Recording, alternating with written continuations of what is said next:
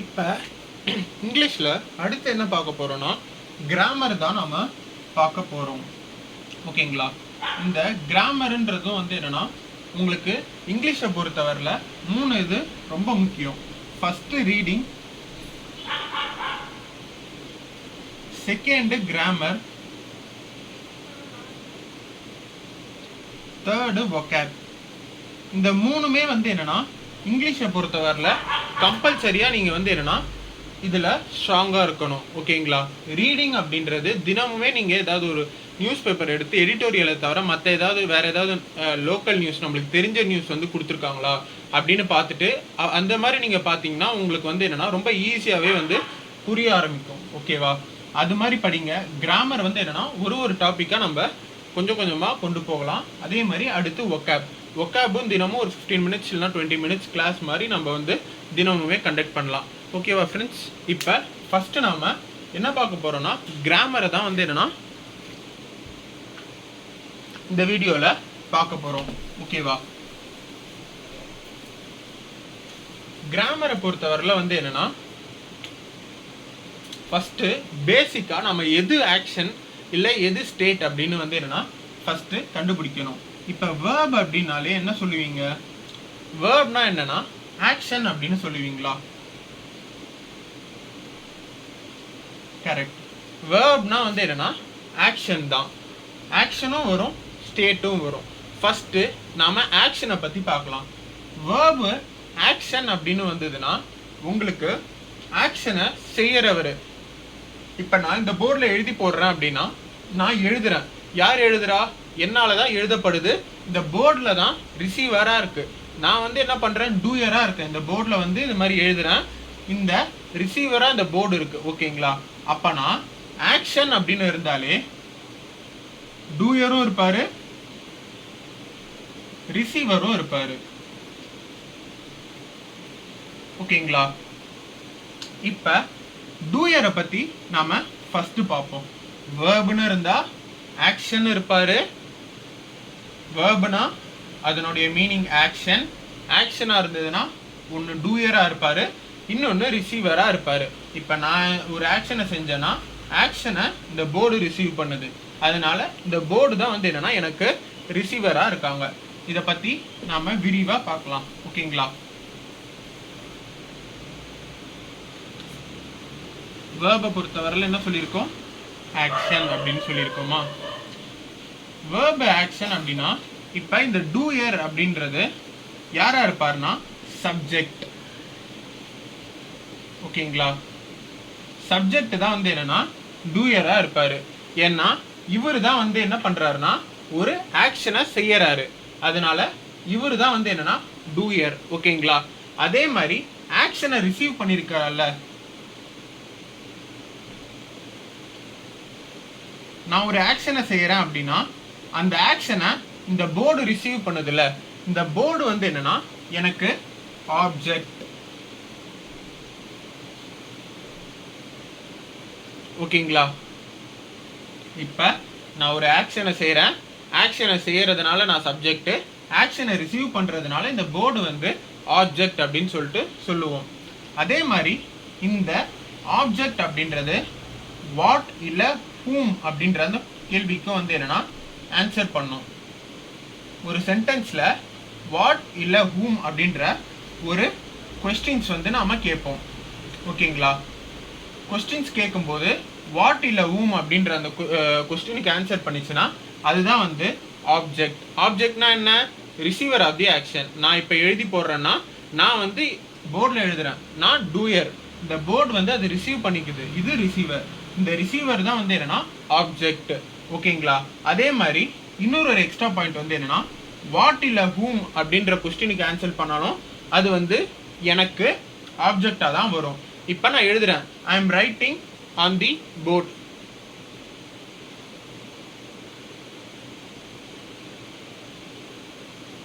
இப்போ வாட் இல்லை whom அப்படின்ற அந்த கொஸ்டினை நான் எழுதி இந்த வாட் இல்லை whom அப்படின்ற அந்த கொஸ்டினை என்னன்னா ஆன்சர் பண்ணாலும் அதுவும் எனக்கு ஆப்ஜெக்டாக தான் வரும். ஓகேங்களா?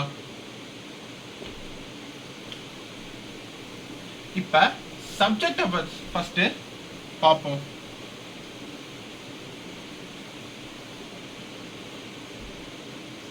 எப்பவுமே ஒரு சென்டென்ஸ்ல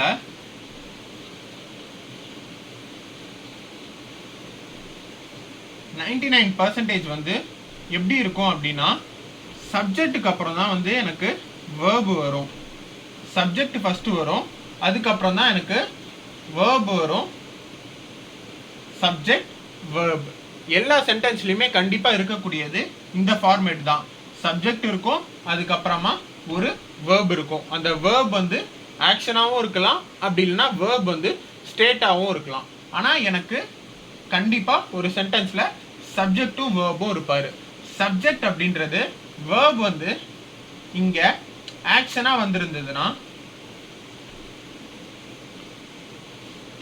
வந்ததுன்னா இந்த ஆக்ஷனை செய்யறவர் யாரு? சப்ஜெக்ட். ஓகேங்களா? இந்த சப்ஜெக்ட் தான் வந்து என்னன்னா எனக்கு டூயர்.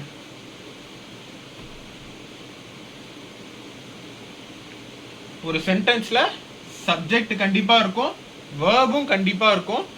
வேர்ப் ஆக்ஷனா இருந்ததுன்னா சப்ஜெக்ட் வந்து என்னன்னா டூயர் ஆஃப் தி ஆக்ஷனா வந்து என்னன்னா இருப்பாரு. அந்த ஆக்ஷனை செய்யறவரு சப்ஜெக்டா இருப்பாரு. ஓகேங்களா? ஒரு சென்டென்ஸ்ல கண்டிப்பா 99% சப்ஜெக்டும் வேர்பும் தான் இருக்கும். புரிஞ்சுதா? சப்ஜெக்ட் யாரு? டூயர். வேர்ப் யாரு? ஆக்ஷன். இது எதுக்கு நான் எழுதி போடுறேன்? வேர்ப் ஆக்ஷனா இருந்தா மட்டுமே, வேர்ப் ஆக்ஷனா இருந்தா மட்டுமே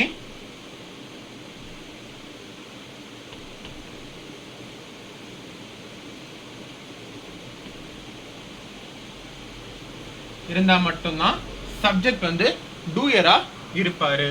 ஓகேங்களா? அடுத்து இந்த வேர்ப் ஆக்ஷனை வச்சே வந்து என்னன்னா நான் சொல்லி தரேன்.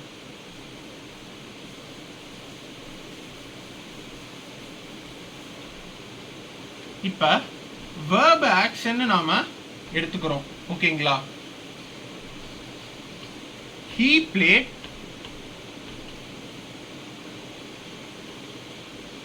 football அப்படின்னா இங்க எது வேர்பு? எனக்கு அவ விளையாண்டது தான் வந்து என்னன்னா ஒரு ஆக்ஷனை செய்யறது தான் எனக்கு வேர்பு. இங்க வேர்ப் எனக்கு பிளேட் அப்படின்னு வரும். இந்த ஆக்ஷனை யார் செய்யறாரோ அவங்க தானே சப்ஜெக்ட். அப்ப he தான் எனக்கு சப்ஜெக்ட். நான் ப்ரீவியஸா சொன்ன மாதிரி வேர்ப் கூட வச்சுதான் கொஸ்டின்ஸ் கேட்கணும். வேர்ப் கூட வச்சுதான் கொஸ்டின்ஸ் கேட்கணும்.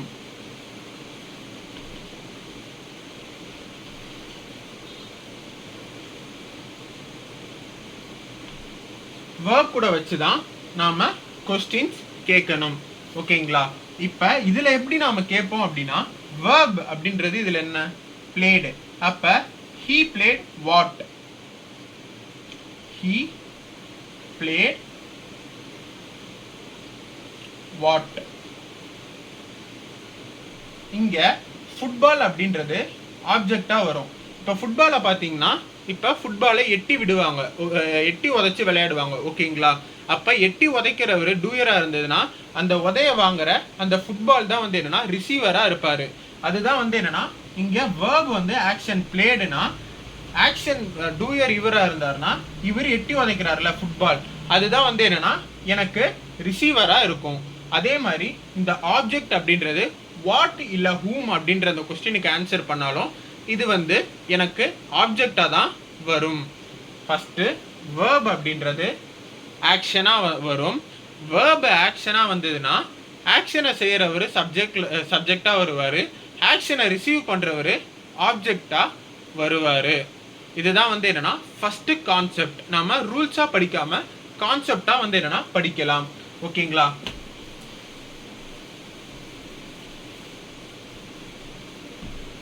இப்ப ஒரு வேர்ப் வந்து ஆக்ஷனா இருந்தா மட்டும்தான் ஆக்ஷனை செய்யறவரும் இருப்பாரு, அதே மாதிரி ஆக்ஷனை ரிசீவ் பண்றவரும் இருப்பாரு.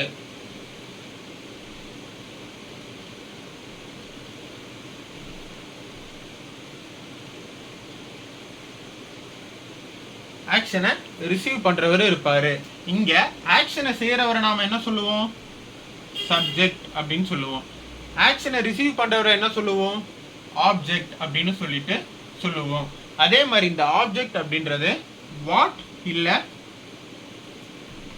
whom அப்படின்ற அந்த கொஸ்டினுக்கும் ஆன்சர் பண்ணும். ஓகேவா? இந்த வாட் இல்ல whom அப்படின்ற இந்த கொஸ்டினுக்கு வந்து ஆன்சர் பண்ணக்கூடியது தான் வந்து என்னன்னா இந்த ஆப்ஜெக்ட். ஆப்ஜெக்ட்னா ஒரு விஷயம் ஆப்ஜெக்டா வந்திருக்கா, எப்படி வந்திருக்கு அப்படின்னு கண்டுபிடிக்கிறதுக்கு ஃபைனைட் வேர்போட வச்சு நாம கொஸ்டின்ஸ் கேட்போம். ஓகேங்களா? ஃபர்ஸ்ட் வேர்ப் ஆக்ஷனா இருக்கு. இந்த ஆக்ஷனை செய்யற ஒரு சப்ஜெக்ட், இந்த ஆக்ஷனை ரிசீவ் பண்றவர் தான் வந்து என்னன்னா எனக்கு ஆப்ஜெக்ட். இப்ப he played football அப்படின்னா இங்க யார் ஃபுட்பால் விளையாடுறா? he played football.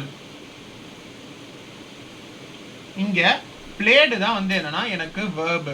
இங்க யார் விளையாடுறானா அவன் தான் விளையாடுறான். அப்ப விளையாடுறவன் தான் எனக்கு சப்ஜெக்ட். இந்த இதை ரிசீவ் பண்றது யாருன்னா ஃபுட்பால். அப்ப எனக்கு இதுதான் ஆப்ஜெக்டா இருக்கும்.